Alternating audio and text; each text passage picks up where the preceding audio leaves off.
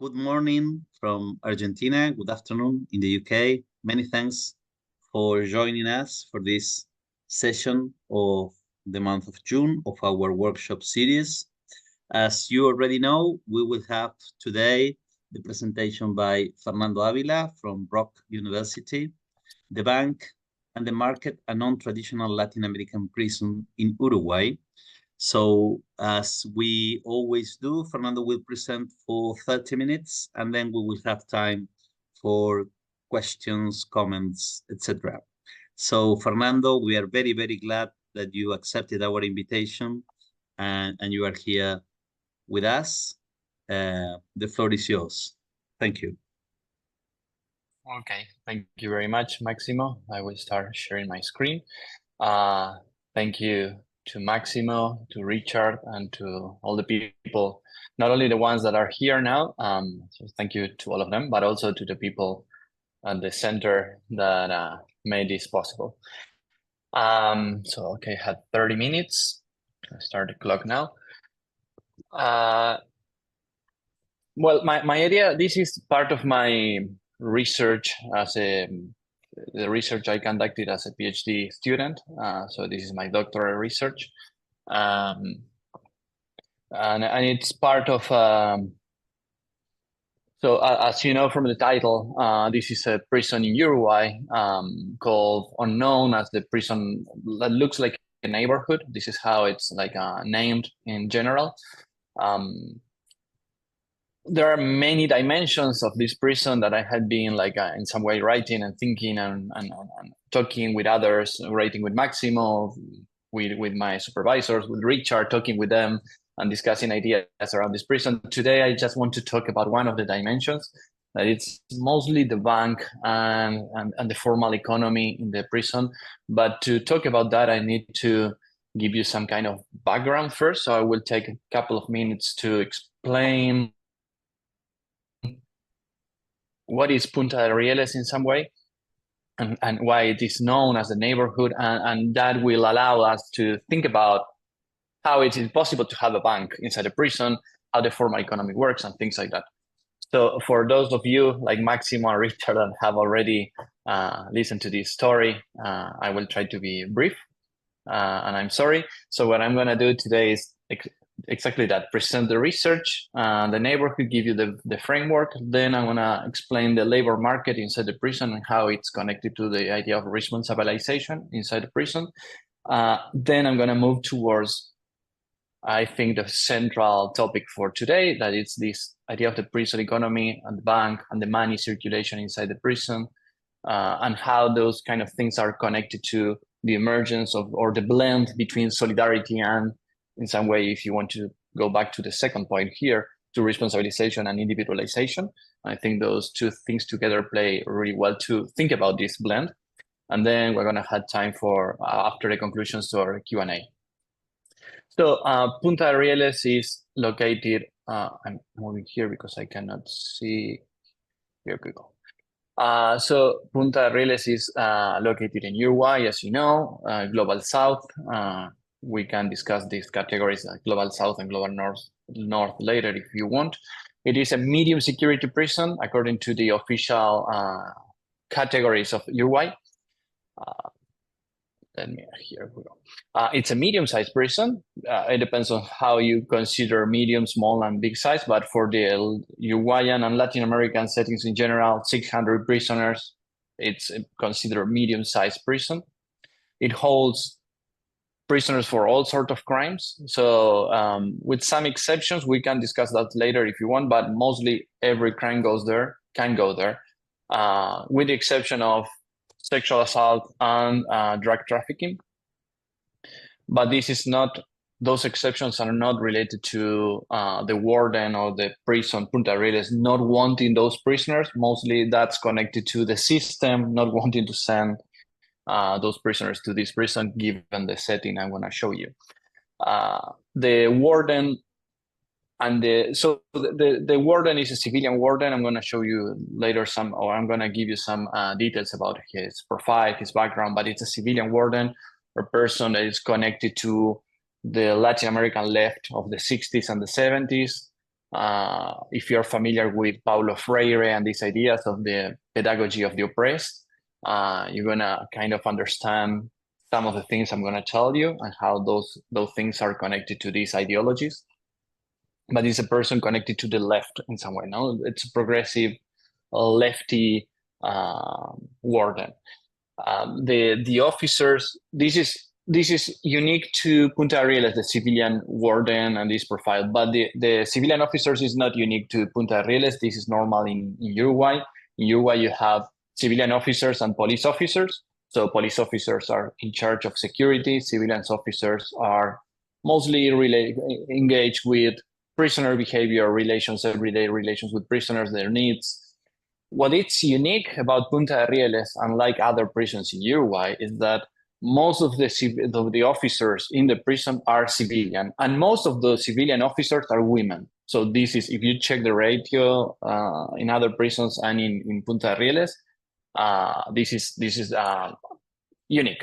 So most of the officers are civilian, and most of those civilian officers are women, unarmed women officers.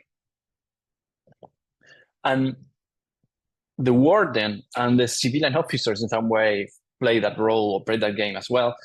They try to have a really informal setting and a really horizontal setting where the boys can travel in a, let's say, in an easy way.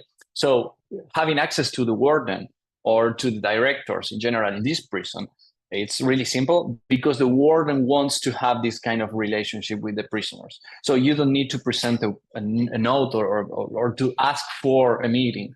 You just go there because the warden has his office with the doors open doors, the policy. But he also walks around the prison every day. He knows the prisoners by their names.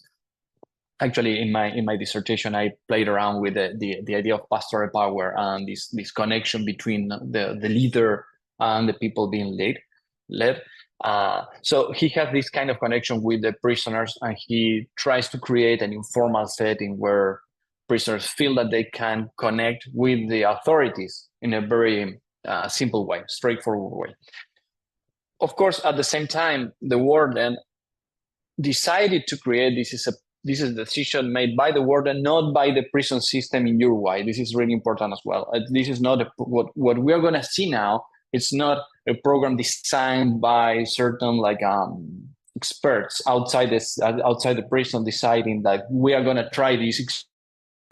Sorry, I don't know what happened, but I think I was talking about the increased levels of autonomy. So not a program design, but some kind of expert outside the system or in the national level. It's just a normal prison. This warden came there, was chosen to run the prison in just like keep it order in some way. That was the main request. Given his background, they decided to do different things. One of them was to open the doors of the cells, and to increase the levels of autonomy the prisoners had inside the prison. So prisoners, after their arrival, were allowed to, again, walk around the prison every day from 7 a.m. to 6 p.m. And they had access to cell phones. Suddenly they were in charge of their life in some way. If they want to go to the infirmary, to the pharmacy, they can go by themselves. If they want to play football, soccer, they can go by themselves to the field. If they have to work, they go to they manage their time. I'm gonna give you more information about the autonomy in the coming slides. And then they don't use, and in some way connected to this idea of autonomy, the prison doesn't use segregation as a way to punish misbehavior. Instead of that, they have changed the ways in which they dealt with misbehavior. They started with a limitation of the visitors, limiting the visits each prisoner can have. Then they decided to just go around and in the last year of my research, they didn't have a formal mechanism to punish misbehavior. So they just have the prisoner file, and they will make a note in the prisoner file saying they committed a fault, something like that, or misbehavior. despite all of this kind of increased autonomy, no use of segregation and things like that, they had really low levels of violence if you compare Punta de Rieles with the other prisons in Uruguay and in the system in general, in Latin America in general. I can explain more of that in the Q&A if you want. I want to move forward. Just to give you an idea of this label of neighborhood, I have here in the background, you have a picture of prisoners having dinner with lunch actually with the families, visitors. This restaurant is a restaurant owned by a prisoner. Prisoners are having a meal there with the families. This prisoner is explaining the feeling when he arrived to Punta de Rieles, and this will give you a good idea of what I'm talking about. He said something like, when I got there to Punta de Rieles, I looked around and it was full of people walking around with a soda, others in their phones. And I said, wow, what a place. They brought me to paradise. In this prison, except at night, you go to the grocery at any time and buy stuff to eat. You are in prison, but you live as if you were in a neighborhood. I work and study. Everyone does his own thing. In other prisons, you must watch out not to get hurt. The prisoners give you knives to protect yourself. In other prisons, here, there is no need. So I'm going to give you a brief explanation of how the labor market works inside Punta de Rieles. The pictures you see in the background are all pictures taken by me in this prison. Here you will see a sort of grocery store. So when a prisoner arrives to Punta de Rieles, he will have a sort of welcoming meeting where the warden will go there and in some way introduce the idea of responsibilization or the imperative of activation. So the warden will say something like, welcome to Punta de Rieles. You had to do something with your time here, something valuable with your time here. It doesn't matter what you do, but it has to be something positive. And this is interesting because there is not a list, a closed, short list of things you have to do. You know, like here are the list of things you have to do if you want to be okay in our prison. This is more kind of like you have to do something. We don't care what you do.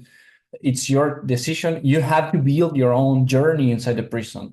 As long as, of course, the decisions you made are in some way inside the limits, you know, of actions that we will in some way create for you. So one of the things they ask, of course, you are at that point when when they welcome you and say you have to do something with your time. One of the options you have is to work, to engage in the labor market. You have other options like education, cultural things, sports. You can do several things, and indeed several prisons do things that are not connected to labor, as I will show you. But it's their choice to engage in the labor market, and it's, let's say, you can actually do a different thing, not to engage in the labor market, and that will be perfectly fine in this prison. But of course, most of them choose to engage in the labor market, mostly because it gives you money. And if you have money, you can increase the levels of the quality of your life. That's not a minor thing. You can help your family. You can in some way, and in some way, you are also recreating the kind of subject you are requested to be in the outside world, and you are like in some way, you know, like socialized in certain environments where having a job, having money, it's something that we value as human beings. So they can recreate that journey in life in some way. They will have support to engage in the labor market, to engage in any kind of activity, but specifically in the labor market, they will have support, and I will show you how through the bank, that's one of the ways in which they can like play that game. The labor market has different categories, and this is also interesting. So when we talk about labor in prisons, mostly we think about, at least in Latin America, we think about this kind of basic labor that is maintenance labor, working for the prison, helping the prison system in some way, cleaning, cooking, you know, the classic activities where you help the prison system. In this prison, 30% of the prisoners that work for the prison. Then here, and this is the interesting thing, you start to see different categories here that are some way unique. One is you can also work for other prisoner or for other person that has a business. So in Punta de Rieles, you have 50 businesses run, operated, created by prisoners. Those 50 businesses give labor to other prisoners. So if you are a prisoner at Punta de Rieles, when you arrive and they say you have to find a work and things like that, you are requested to go around, walk around the prison and find a job. So it's not that the prison will like point towards this direction, that you have to go to this place to find a job. You go by yourself. You created some kind of like a negotiation with the owner of the business, and you say, hey, this is what I can do. You know, I want to work for you. They create a relation there. And if they have an agreement, they have to go to the prison, to the prison system and say, hey, we have an agreement. I will work here. He will be my employer. And we will have this salary, things like that. If the prisoner have to approve that kind of agreement that you have reached to. And this is important. I will come back to that later. But you have the presence of the prison in some way. They're like, you know, like playing this game of or this role of kind of like the Ministry of Labor in some way. Then you have the category of the entrepreneurs, these prisoners that own businesses inside the prison, and they give labor to other prisons. In general, prisoners will initially find a job and then will try a job for other prisoner in the brick factories, for example, and then they will have to find a better job, like going to the bakery or to the pizza store or to the restaurant. It's better paid, like less heavy duties in some way. And then they will try, like if you have the ideal journey, then they will try to create their own businesses, because that will give you more money, more power, more status. You have employees. You are seen in a different way by others, by the system, by your peers, by your family. Suddenly you became someone that can create something. And then you have, of course, the prisoners that decide not to engage in labor activities, but engage in cultural activities. Other kind of activities is 20% of them. I'm trying to move fast here because this is not the central part of the talk, but we give you the understanding of how the bank works and what's the idea of the bank. So one of the things that is important about the labor market at Punta de Rieles is the scope and the scale. One thing about here I want to mention, the maintenance work at Punta de Rieles is seen as in some way like welfare by the prison system. So if you cannot find a job and you need a job, the prison system will give you a job. But maintenance is seen by the warden and by the system as a way to help you if you cannot find something in the market. You went to the market, you walk around the prison, you try to find a job, you couldn't find a job. Well, we're going to help you with some kind of like, you can clean, the wing, you can cook in the kitchen, things like that. So scope and scale.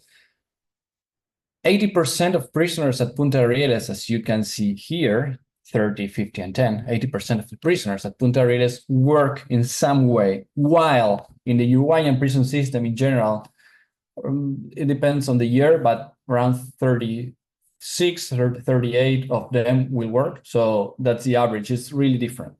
You can see here that you have like huge scale, but also you have a different quality of the job positions. Again, if we check these kind of things, only 30% of them work in maintenance, while the 36, 38% that I mentioned before in the Uruguayan prison system, most of them work for maintenance. Here at Punta de Rieles, the 80%, only the 30% of those 80% works in maintenance, while the rest works in a, let's say, in terms of quality of the relationship they establish with the market, with the peers, with the money they receive, the things they provide to the system, they have better quality. The labor relations, I'm talking here about the innovations we can think about the labor market and how the labor is reconfigured inside the prison system here at this prison. The labor relations that we saw are established among prisoners. The system doesn't interfere. The system will only in some way formalize the relationship they establish. So you as a prisoner are requested to responsibilize in some way. You are requested to go there, go to the field, find a job, navigate, talk with others, find a position, and then tell us which ones was the position, how much are you going to earn there, and we're going to say, okay, you're okay, clear to go in some way. But again, the labor arrangements are played in the dimension of the prisoners. Let's say if we want to think about in like spatial dimensions below, sorry. So this is arranged in the below dimension. Prisoners arrange this, but you have a state presence, regulation, and intervention, because this is important. The economy, the market, the labor market, the bank, the things, the businesses that I'm going to tell that I have told you. These are not innovations. These are not things that are unique, because you can find markets in the prisons in Latin America. There are many stories about that. Prison markets in Bolivia, markets in Venezuelan prisons. But those prisons, those markets are informal markets, are in some way operating despite the state or against the state or outside the state, no matter how you want to frame it or to visualize it. This market works because of the state and in some way with a regulation of the state and a formal intervention of the state. So as I mentioned, if you have an arrangement with another prisoner, you have to go to the prison and explain that you have this arrangement, and the prison has to in some way authorize that. And the prison will check if you pay the salaries you have to pay, and the salaries are paid on time and things like that. And really important here, labor is not related to order management in this prison. So if you, let's say, have a misbehavior, you won't be punished with the prison, with the labor relation you have, okay? You're a worker, that's another dimension for the prison system. You work, if you have a problem in your work, we solve that in the work, in your labor site, in the work site. But if you have a misbehavior in your wing, that's not connected to your labor. So they don't use this prison don't use the labor as a way to manage order or to punish misbehavior. And at the same way, it's not defined in a top-down way. You are not requested to work. You can work if you want, but you are not requested. And if you want to work, we are not going to decide where you're going to work. It's your ability. It's your own endeavor to find a job. Now, I want to tell you, this is the warden. In this picture, the warden is buying some fruit from some prisoners there. So now I'm going to tell you about the prison economy. I'm around 20 minutes, and I'm finally arriving to the place I wanted to be. I'm going to tell you two things about the prison. I'm going to tell you two stories to think about the prison economy and how it works here. First, one of them is a solidarity fund or the bank, and the other one is the money circulation inside the prison. And I think both of them are really interesting to think about solidarity and how things can be built from below and in some way, appropriated and regulated from above. So the bank, let's say you're a prisoner at Punta de Rieles, you want to start your own business. Of course, you need money. And that's when the bank emerges. So the bank was an idea by the prisoner. The prisoners created the bank, decided or thought about the bank. And one day they went to the warden and said, hey, we think it's a good idea to have a bank in the prison. They were reading this idea of the Bank of the Poverty by this Nobel Prize winner, economy Nobel Prize winner from India, I think. The idea of the Bank of Poverty, banks that are used to startups, like banks that gives you loans without interest, small loans without interest, so you can build your dream in some way. So they decided to create this bank. The warden said, this is a great idea, let's use it. So how it works? Let me move here. So how it, to speak in order, I'm gonna first explain how it's integrated. So the bank was designed by the prisoners, in some way appropriated by the prison system. They said, it's a good idea, move forward. And the bank is run by the prisoners. So the board of directors, the directors of the bank are all the entrepreneurs. So the entrepreneurs are the directors of the bank. They have one president, that is one prisoner elected by their peers.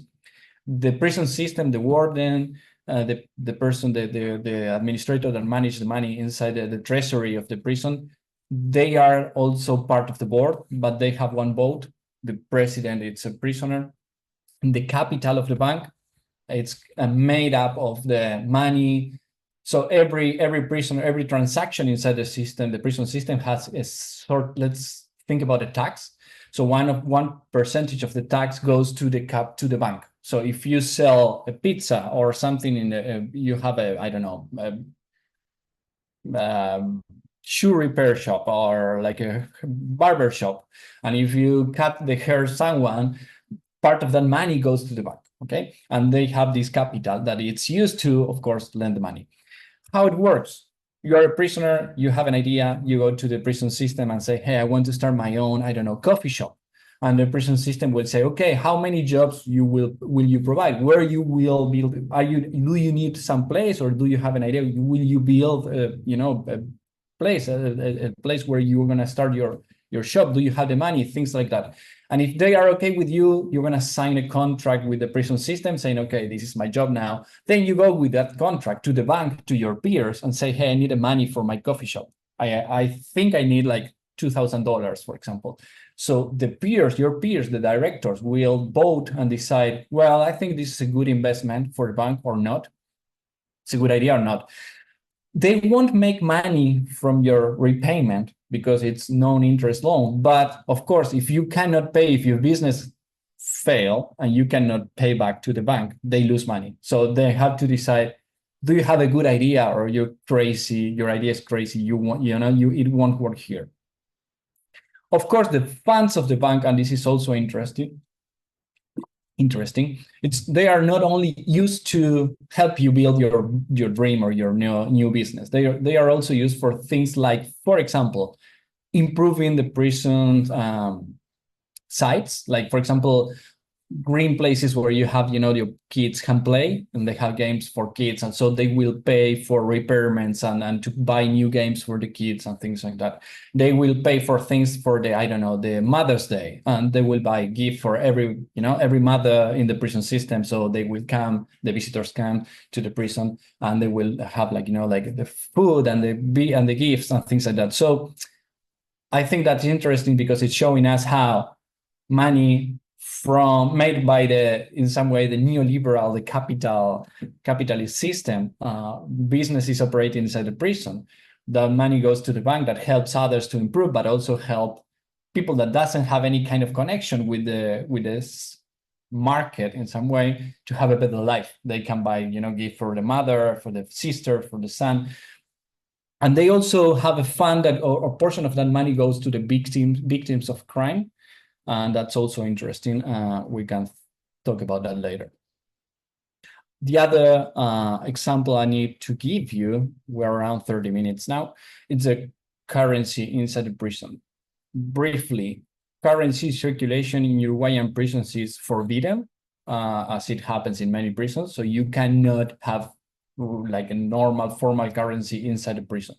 So, of course, if they have a market, and they need to buy and sell stuff, the prisoners, again, prisoners initiative, in the same way as the bank, the prisoners went to the warden with this idea of, hey, let's create a fake money, like an alternative money, alternative currency to work inside the prison. So they designed this ticket system. So they have a ticket, let's say briefly, you have real money, currency, you are like a provider or a family member of a prisoner. You go to the prison system, to the treasury, and say, hey, this is the money, $1,000 for prisoner X. The treasury will save that money in the treasury, in the treasure of the prison, and will give the prisoner a ticket that it's, that for the value of $1,000. That ticket will move around inside the prison, like I can buy and sell stuff with that ticket inside the prison. Once I need the money outside, I will go to the treasury with a ticket, and the treasurer will store the ticket and give the money outside to the family member that needs money, or if you want to start your own business outside and things like that. Prisoners and the market inside the prison system operates and is connected to the outside world. So if you are a free member of society, you can buy stuff inside the prison. They can sell stuff outside. They use the internet to sell stuff outside, like they use like Amazon, and they sell their stuff, the production, outside the prison system. So that's why you need this kind of like rate conversion. It's 1-to-1 from the Uruguayan peso to the ticket they have inside the prison system.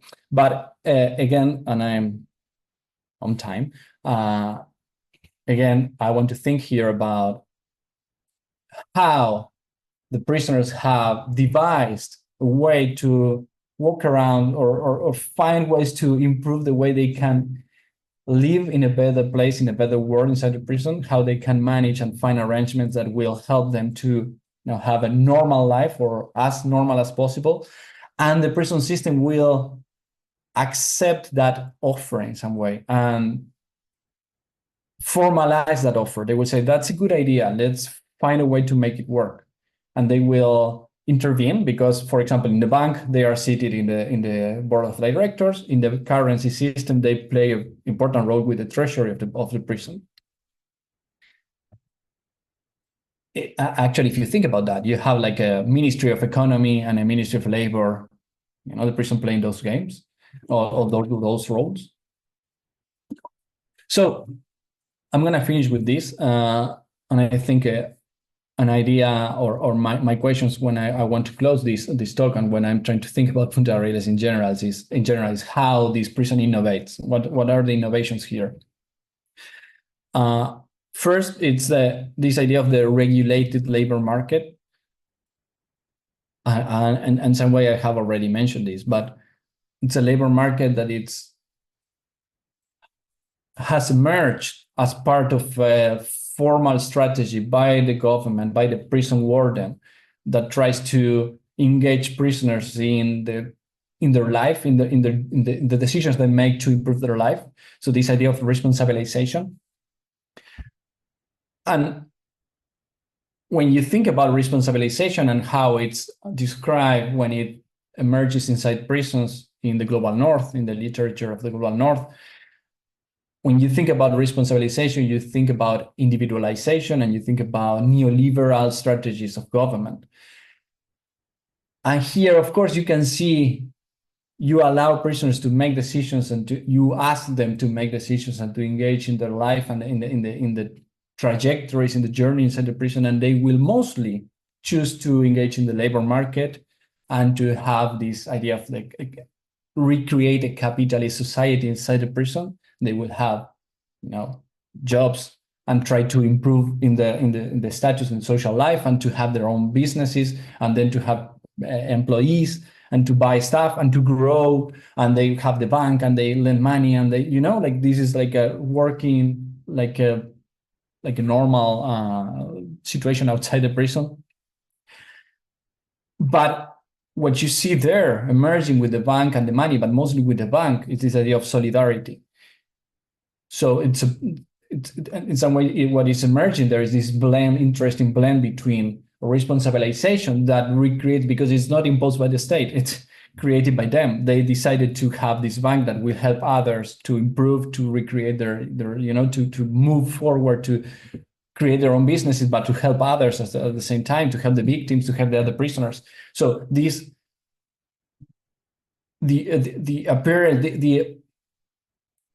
I'm thinking here when I'm talking now, the emergence of responsibilization inside the prison is allowing not only to grow the individualization, but at the same time is allowing or fostering a sort of solidarity and mutual aid between prisoners.